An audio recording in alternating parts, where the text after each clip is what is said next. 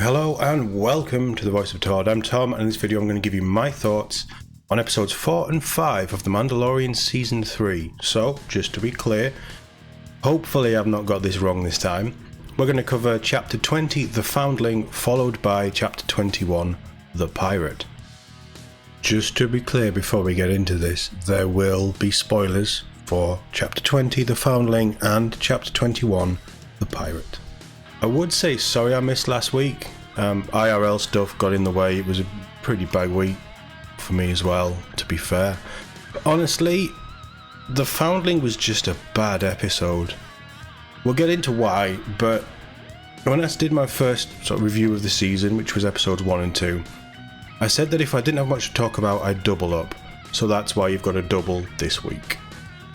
With that, let's basically get The Foundling out of the way.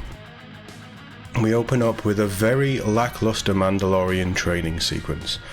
I love the Mandalorian aesthetic. I love the idea of seeing loads of Mandalorians fighting, but this makes them look a bit stupid.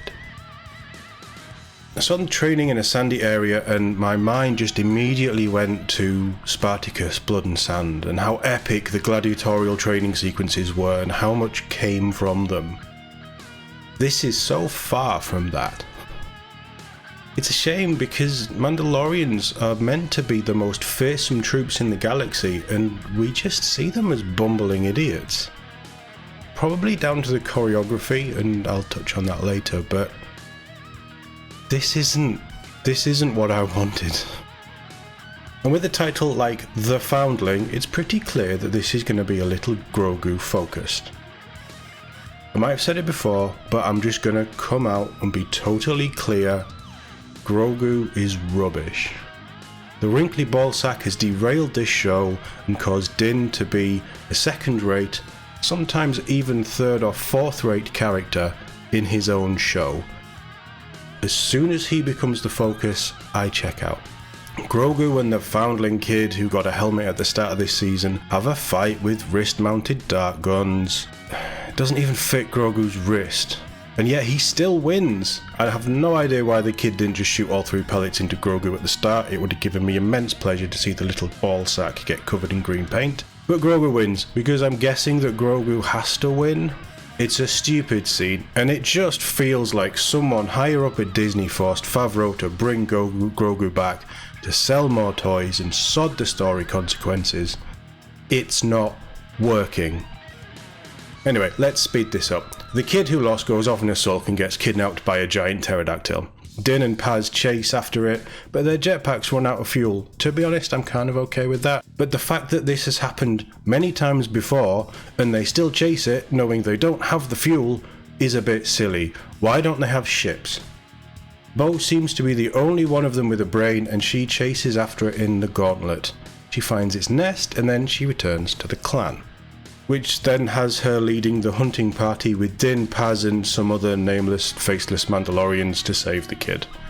While all this is going on, the armourer takes Grogu to get a new piece of armour because he won a duel by...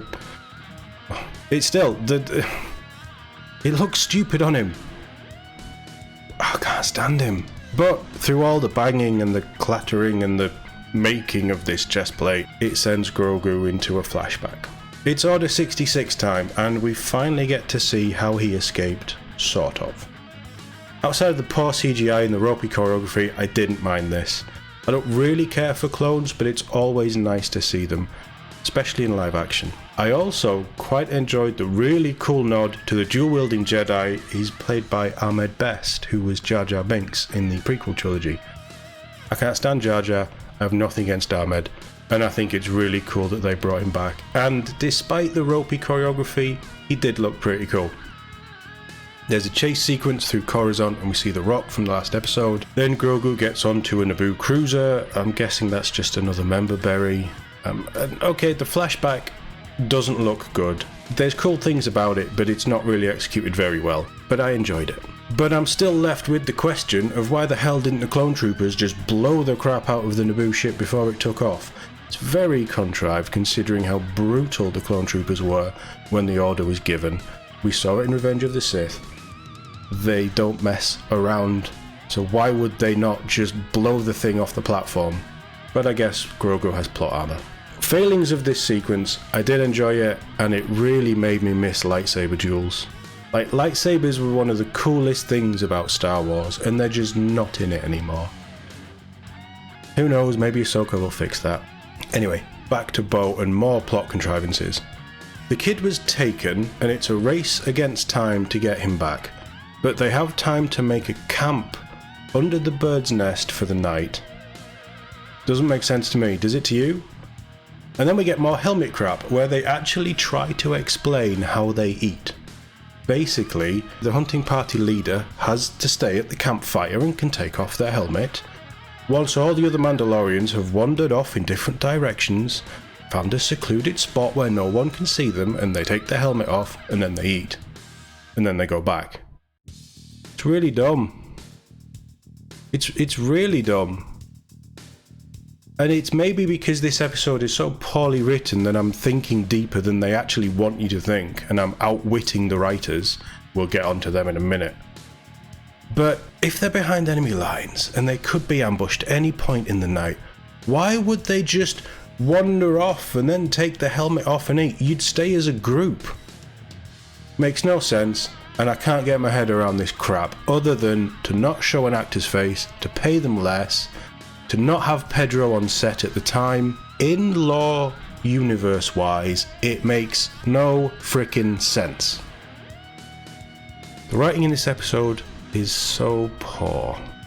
I'm even losing the will to talk about it, so we're gonna skip through it. The kid is Paz's son, and Din saves him. Bo loses a pauldron to the bird. The bird had 3 young chicks that somehow managed to fit inside the gauntlet with all the other Mandos. It's beyond stupid. It's ridiculous. We finish with the armourer making Bo a new pauldron, this time with the mythosaur on, because Bo tells her that she saw one in the living waters. The armourer dismisses this as a vision of somebody who walks the way. There's some nice lore bits about Mando culture at the end, but if this is what they want the show to be, I'm out. I just won't watch season 4. The visuals didn't look great, it felt rushed, there's a massive issue that Grogu doesn't talk, and none of the Mandalorians can show their faces, so the audience doesn't connect with them. How are we supposed to care about people when we can't see their faces? As humans, we respond with looking at people's faces, the little facial elements. It doesn't work. This is episode 4 in an 8-episode season, and it does nothing to move the narrative along. Couple that with the poor writing, dialogue, lame choreography, this episode is back to wasting the potential of what this show could have been. This is the worst episode so far, and shockingly, it was written by Favreau and Filoni, the 2 chosen ones who people thought would save Star Wars. It's total filler and it makes no sense. So, on to chapter 21, The Pirate. Can it get any worse? So this is the second longest episode of the season so far. And I think this 40-minute mark is really where they should be aiming personally. But if the contents are as bad as the last episode, it's a lost cause. But we open on Navarro, with Grief Karga discussing plans for the next expansion and his gentrification of the planet. He mentions certain areas of the wider city and transport links, and then a pirate ship, the one from episode 1, shows up. Captain Foliage is here for revenge and starts to blow the crap out of the town. I'm already in. This is the kind of show that I wanted The Mandalorian to be. Karga orders an evacuation to the flats, which were cleverly mentioned in the previous scene. The writing is already paying off. We're 2 minutes in and it's better written than the last episode. He sends a message to the New Republic for aid. Also, big shout out to the design team, who are using droids inspired by the classic Ralph McQuarrie art. I love it. This episode, as a self-contained thing, these first 5 minutes, that's how you do a Star Wars show. You remember Carson Teva from last season, the X-Wing pilot? Well, it's time for him to return and get a bit of the spotlight this week. Teva is stationed on a planet, I don't think it tells us which, and we see some X-Wings and Y-Wing fighters in various states of repair. It's cool. Now, they're on this planet because the New Republic is dismantling their capital ships. This was mentioned in episode 3, and he decides that he wants to help Navarro. Knowing that the political state on Coruscant and the chain of command is pretty slow, he decides that he'll just go off to Coruscant and see them face to face. But before he does, we get a brief chat, very brief, with Zeb. You might not know who Zeb is, and that's fine because it doesn't change anything in this episode. But Zeb was an alien from the TV show Rebels, which was one of Dave Filoni's animated, I think, personally, Filoni's best Star Wars show that he was sort of the head of and animated. It's set just before, about 5 years before A New Hope, so a similar time to Andor. It's all animated, it's 4 seasons of it, and it was really good. I, as somebody who doesn't like the animated stuff, I really enjoyed it, so it's nice to see Zeb. It's a perfectly done cameo, but if you didn't watch Rebels, he's just another pilot, it doesn't matter. Really well done, so congratulations on how they worked Zeb into this. Also, at this point, I want to bring a quick note to the music. I mentioned in Season 2 how good the music is overall. It's still peak. Like, it's a beautiful western spin, or slightly piratey spin, on sort of the Star Wars themes of the music and the classic John Williams stuff. This episode, it's just a notch above. The music in the bar is incredible. In fact, all the music through this entire episode is just perfect. Anyway, Teva requests help from Colonel Tootle, who we saw in episode 3, and Elia Kane again, who we saw in episode 3, you know, the one who screwed over Pershing. She makes the request a bit difficult, and I like this political intrigue stuff. We're starting to see how the New Republic is failing from the inside. And even though all of these bits are going to lead to the sequel trilogy, I'm still invested. In this first 12 minutes of the episode, we've already had more story progression than the entirety of last week's.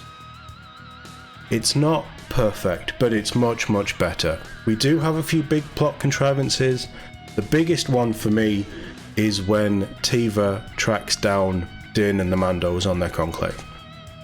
He does it by reaching out to R5, who, it turns out, really did serve in the rebellion, and has told Teva where they are. Teva tells Din that Navarro is under attack, and the New Republic won't help. There's also this strange thing that I picked up on last week, but they confirm it here. The Mandalorians don't have any ships. How did they all get there? How do they plan to leave if they're discovered? Are Mandalorians really this stupid?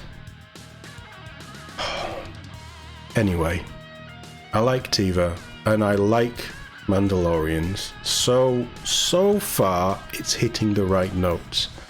And I'm willing to just, at this point, accept the stupidity. It's already earned it, whereas last week's episode didn't earn anything.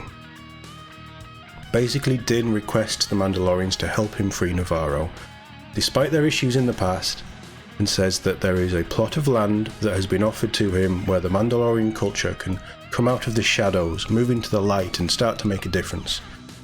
Surprisingly, Paz agrees, citing that Din saved his son, and that the Mandalorians should help because they're Mandalorians. They're setting some big stuff up here. I'm liking where it's going. Of course the Mandalorians agree to help. Paz is basically their leader, and though the Armourer is like the religious figurehead, Paz is very much in control and in command of the day-to-day stuff, it seems. And I quite like that role for him. He's a blunt instrument, but it works. Bo-Katan lays out the plan. Makes sense, she's the only one who's seen real combat. She was fighting through the Clone Wars and through the fall of Mandalore after all. Now, I'm not going to go into too much detail for the overall battle, but it's epic. I love the dogfights with the N1 against the Snub Fighters, the ground skirmishes with the groups of Mandalorian troops working together. None of them seem stupid. They move as a unit, they work as a unit, they're calling things out. Things that happen in this fight make sense. Even with them covered in blaster deflecting armor, there are things that cause them to take pause. It's great, I loved it. They're relentless, they're brutally efficient. I loved it. The only negative I have about this entire episode, if I'm being honest, is Captain Foliage's animations. He just looks silly. But the upshot is the Mandalorians save the day with minimal losses. Vane, you remember Vane from episode 1? The only survivor from the shootout in the market, and then the only survivor in the snub fighter in the dogfight in episode 1? Well, he survives this one and flies off on his own, leaving Captain Foliage and the rest of the crew to go down with the ship. I'm a simple man. If this show is going to deliver this kind of action every week, I'll lap it up. I'll be very happy. A couple of big things to finish on though. The armor decides that Bo is the chosen one who will unite the clans and effectively releases her from the creed. Because Bo can walk between worlds and she saw the mythosaur. This is setting up some interesting questions about how her and her relationship with Din will affect the ruler of Mandalore. Bearing in mind the ruler must win the Darksaber in combat. And then we have a final scene with Teva locating an old shuttle from the Imperial days.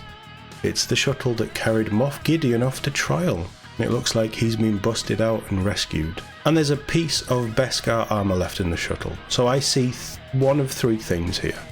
Either some Mandalorians captured Moff Gideon to deliver some rough justice.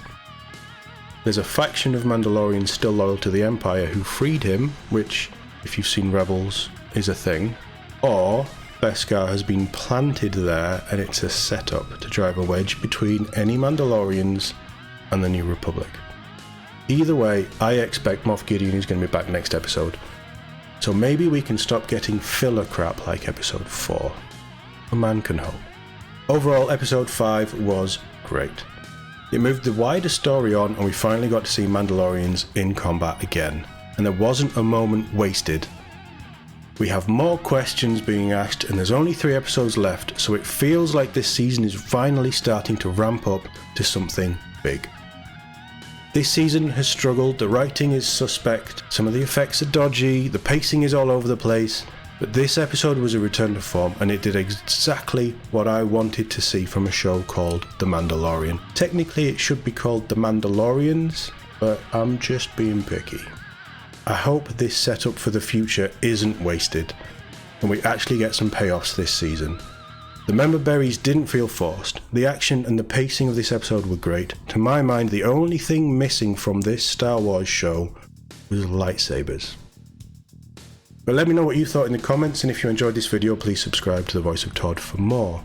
If you want some gaming content, go check out Todd Plays Games. It's all linked in the description. And as always, thank you very much for watching. I'll see you in the next one.